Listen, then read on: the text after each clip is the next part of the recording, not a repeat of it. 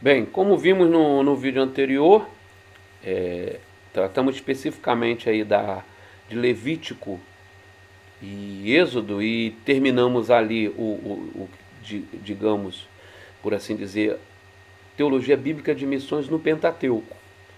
Começamos pelo livro do Gênesis, passamos ali pelo Êxodo, Levítico.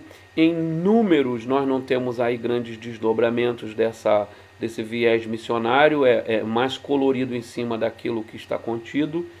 Em Deuteronômio, mesma coisa, está ali, você tem muito do que está em Levítico e Êxodo.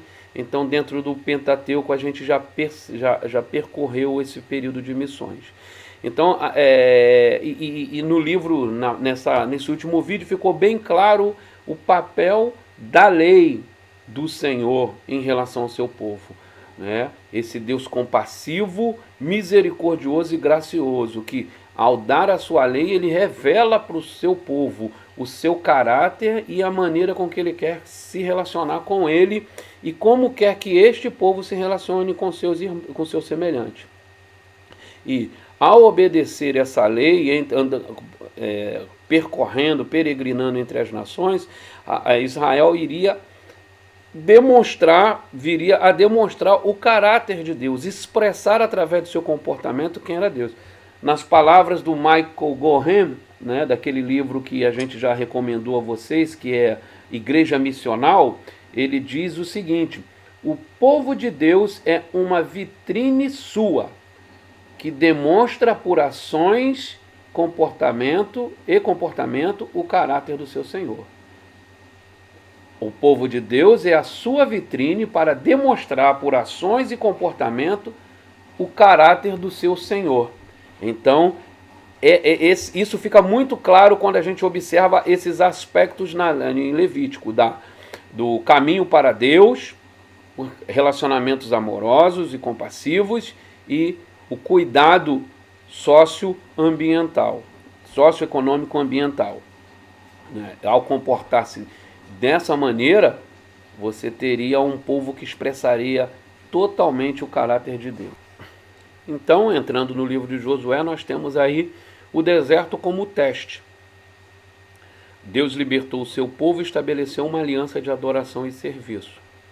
Agora prepara a nação no deserto para cumprir a promessa de dar uma terra onde pudesse se estabelecer como povo eleito e exemplo para as demais nações.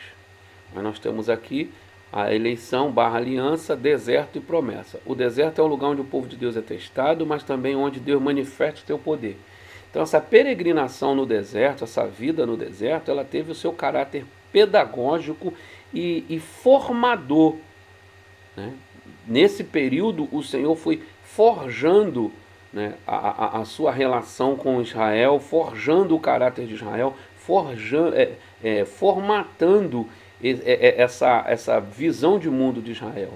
Lembrando, como a gente já disse anteriormente, Israel tinha passado 430 anos no Egito. Gerações e gerações nasceram, envelheceram e morreram no Egito.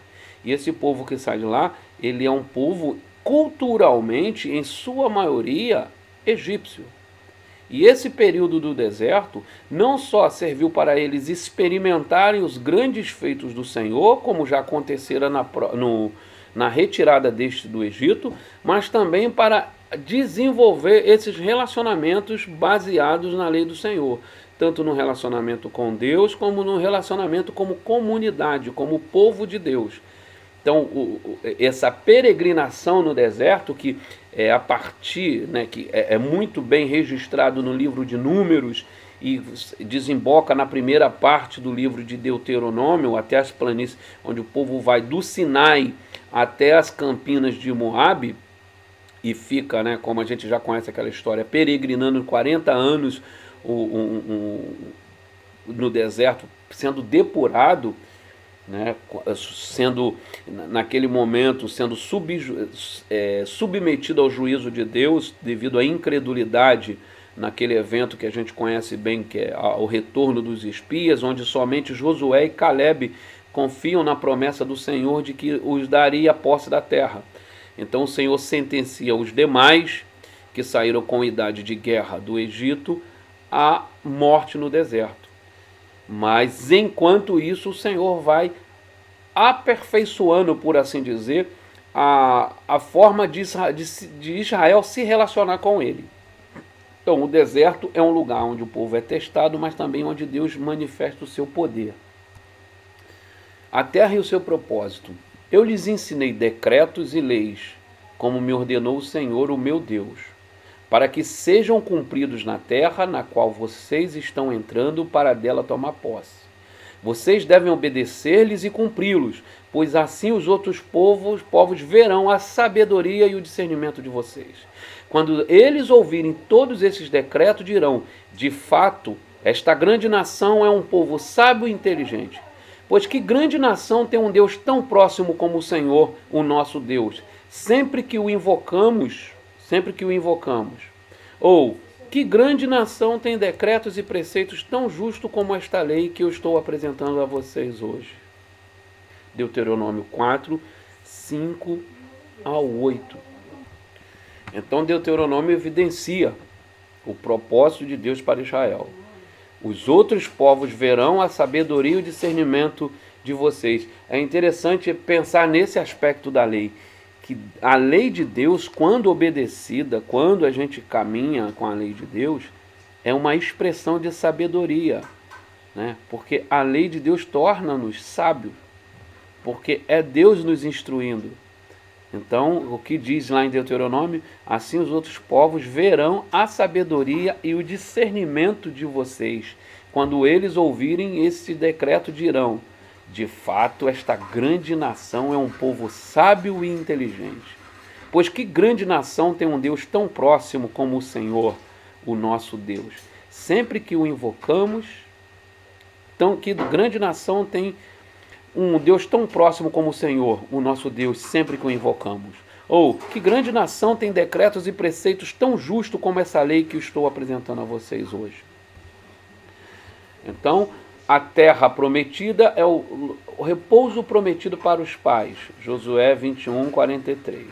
Herança da nação que se destacava como o maior dom de Deus para o seu povo. Deuteronômio 8, 10 e Deuteronômio 9, 6. Aí nós temos aqui uma estruturazinha pensada de Deuteronômio, onde assim os outros povos verão a sabedoria e o discernimento de vocês. Um Deus pessoal. Pois que grande nação tem um Deus tão próximo como o Senhor, o nosso Deus, sempre que o invocamos? Leis justas. Ou que grande nação tem decretos e preceitos tão justos como esta lei que estou apresentando a vocês? Então, ao entrar nessa terra, Israel manifestaria esses dois aspectos de Deus através da sua lei, dos seus decretos, né? Um Israel sábio, possuidor, cuidador da terra, e o povo cuidando-se um dos outros. A manifestação dos relacionamentos mediados por Deus, pela sua lei, seria traria para as nações, os povos vizinhos, um vislumbre do caráter de Deus. O período de peregrinação no deserto, ele deveria ter servido para Israel criar, né, uma robustez, como um amigo fala, né, uma robustez teológica, né, e doutrinária, de maneira que ao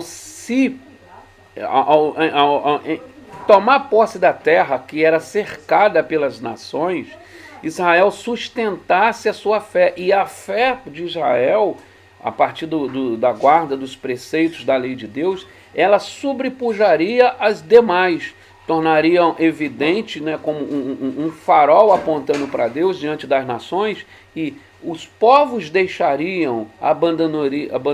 abandonaria sua fé do engano e viria, através de Israel, a conhecer a Deus.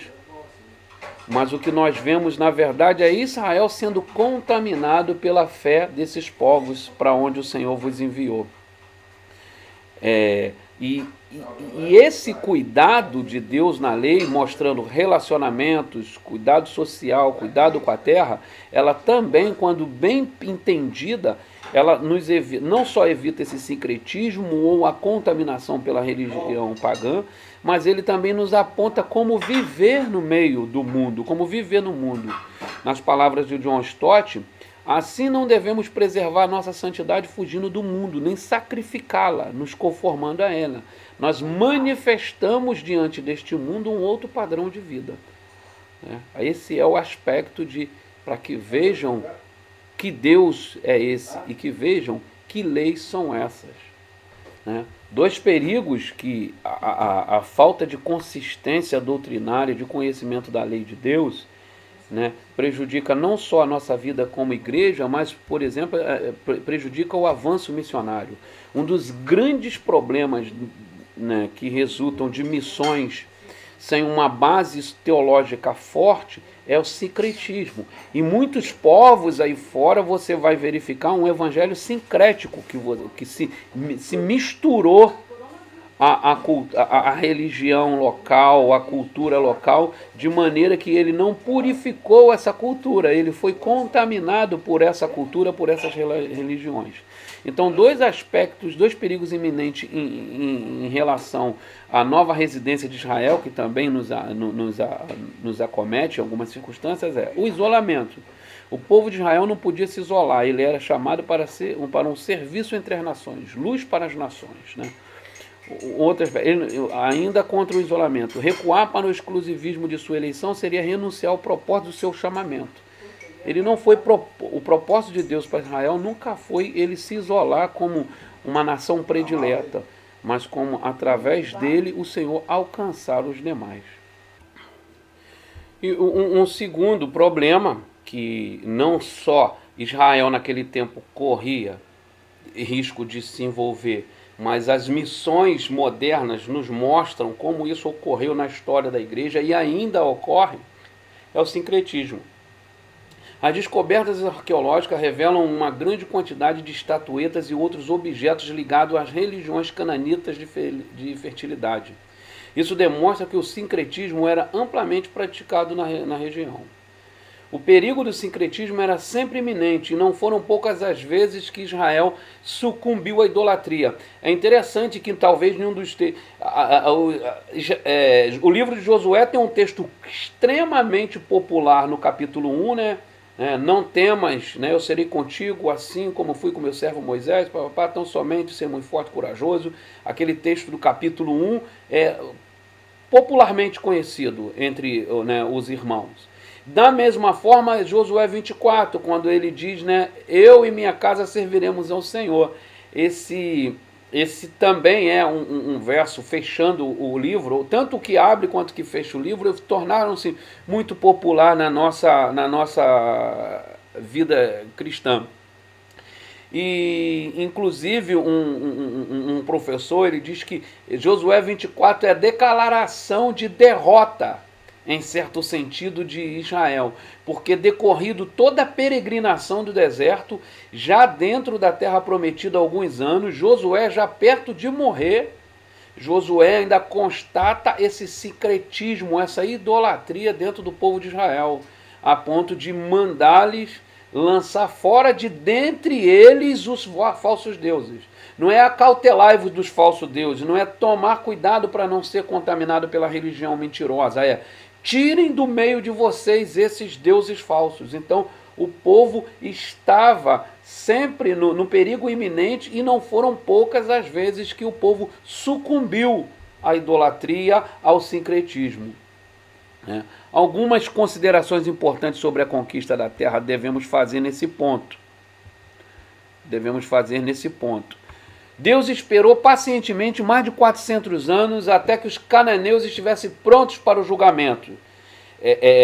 Gênesis 15, um texto muito interessante, quando Deus diz em Gênesis 15 a Abraão que a maldade dos amorreus ainda não havia sido chegado até onde ele esperava.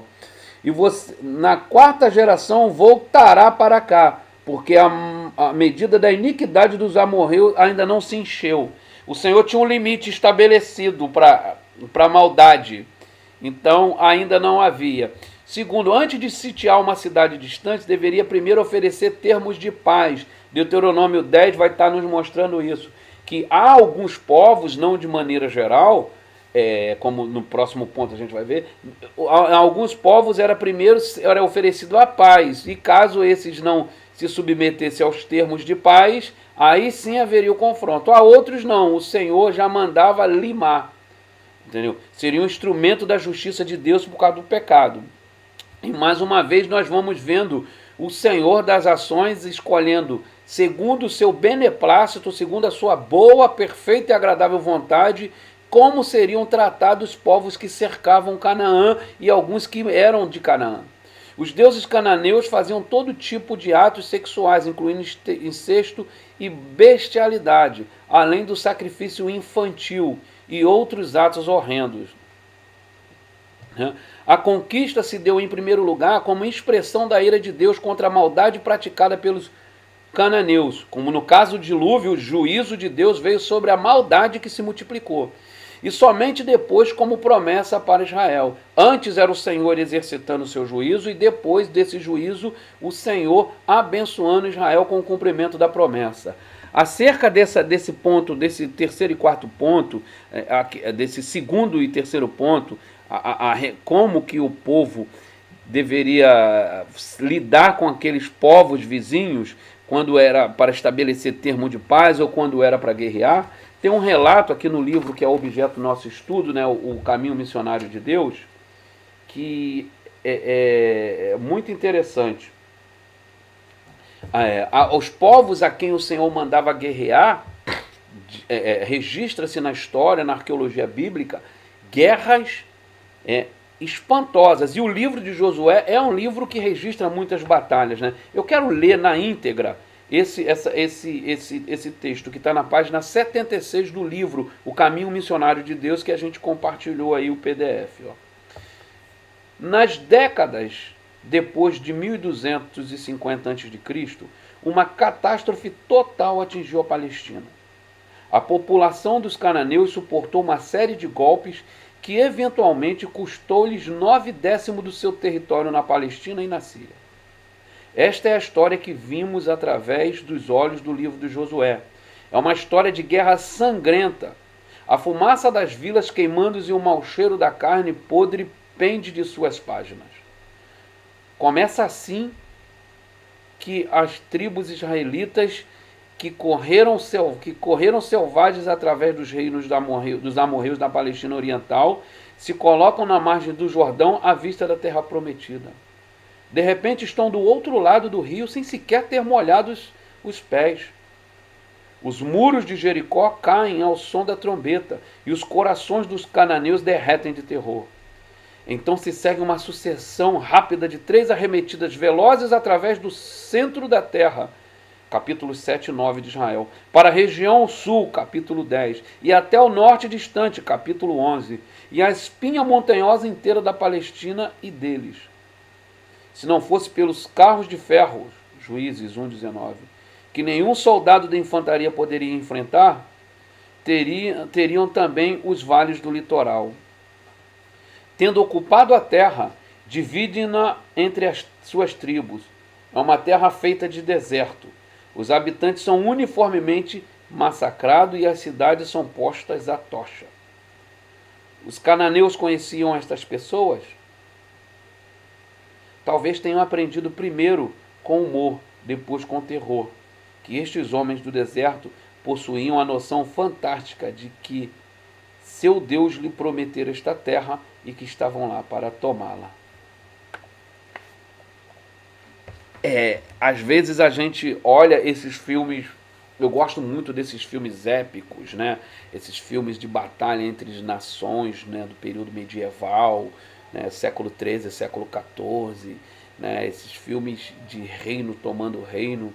E tem uma série que eu gosto, que está disponível, se eu não me engano, na Netflix, e eu já vi, chamada Os Vikings, e mostra como em alguns lugares realmente a terra era arrasada e a fumaça e o cheiro de gente morta era visto e sentido de longe. E a ideia que o autor dá nesse livro, nesse texto, é disso, de a tamanha a ferocidade e a violência com que alguns povos eram atacados por Israel, o fogo e o cheiro de gente morta se poderia sentir longe.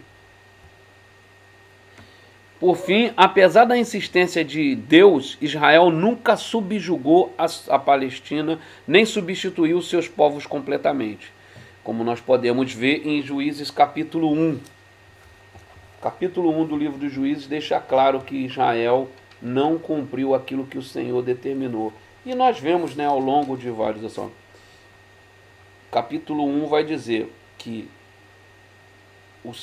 vai deixar claro lá que o povo não tinha feito o trabalho de conquista da terra da maneira como o Senhor tinha estabelecido. Seguindo, três ênfases caracterizam a confissão dos israelitas. A ênfase na eleição através de Abraão, a ênfase na libertação do êxodo e a tomada da terra, a posse da herança. A tipologia verdadeira cristã da redenção de Deus sempre se baseava nesses três elementos do período do êxodo, como antecipação da obra redentora de Jesus Cristo, como podemos ver em 1 Coríntios 10, do 1 ao 13. Então, esse é o tripé, digamos assim, sob o qual está o plano de redenção.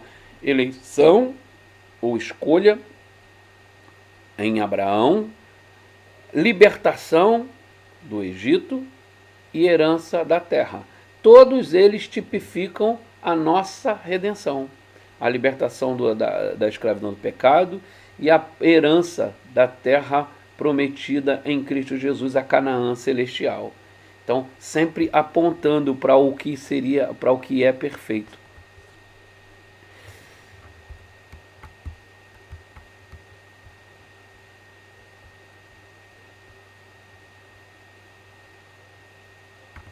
A eleição de Israel não era resultado de nenhuma virtude própria que o povo possuía.